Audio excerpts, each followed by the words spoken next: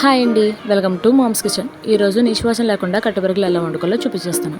కొద్దిగా పుదీనా, కొత్తిమీర, కట్ చేసుకున్న మామిడికాయ ముక్కలు, కట్ చేసుకున్న ఉల్లిపాయలు, పచ్చిమిరకాయలు, టమాటాలు, కడిగి శుభ్రం చేసుకున్న కట్టెబెరకలు. ఫస్ట్ ఒక కడాయి తీసుకుని ఆ కడాయిలో 4 స్పూన్లు నూనె వేసుకుని అందులో కొంచెం ఆవాలు, కొంచెం మెంతులు వేసుకోవాలి.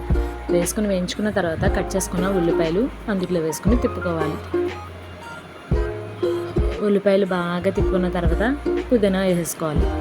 పుదీనా స్మెల్ రాకుండా ఉండాలంటే ఫస్ట్ వేసేసుకోవాలి. తర్వాత కట్ చేసుకున్న టమాటాలు, పచ్చిమిరకాయలు కూడా వేయించుకోవాలి. అవి బాగా వేగిన తర్వాత శుభ్రం చేసుకున్న కట్టెబెరకలు వేసేసుకోవాలి.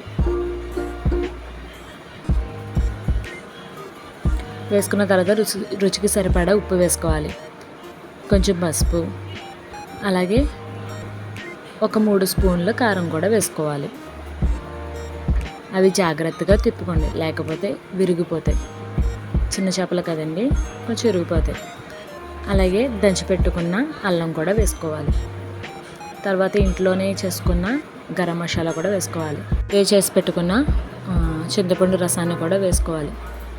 జాగ్రత్తగా గిన్నెతోనే తిప్పండి, గరిటెతో తిప్పితే ముక్కలు విరిగిపోతాయి. తర్వాత కట్ చేసుకున్న మామిడికాయ ముక్కలు కూడా వేసుకోండి.